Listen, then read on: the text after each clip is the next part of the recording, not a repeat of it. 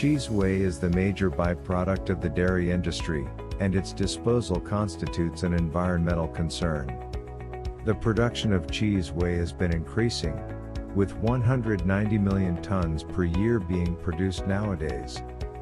Therefore, it is emergent to consider different routes for cheese whey utilization.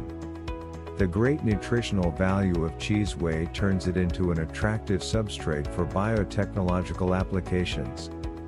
Currently, cheese whey processing includes a protein fractionating step that originates the permeate, a lactose-rich stream further used for valorization. In the last decades, yeast fermentation has brought several advances to the search for biorefinery alternatives.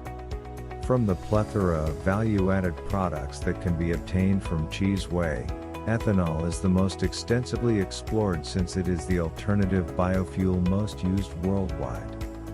A team of Portuguese researchers has recently covered this subject in a review article, entitled, Yeast Cell Factories for Sustainable Whey-to-Ethanol Valorization Towards a Circular Economy. This review focuses on the different strategies for ethanol production from cheese whey, using yeasts as promising biological systems, including its integration in lignocellulosic biorefineries.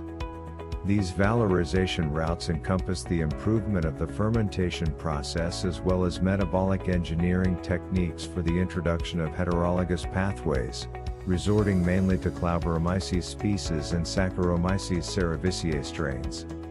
The solutions and challenges of the several strategies have also been unveiled and explored in this review. This paper was published in the December 2021 issue of Biofuel Research Journal, and we would like to invite you to read the full article for free on the journal website at www.biofueljournal.com.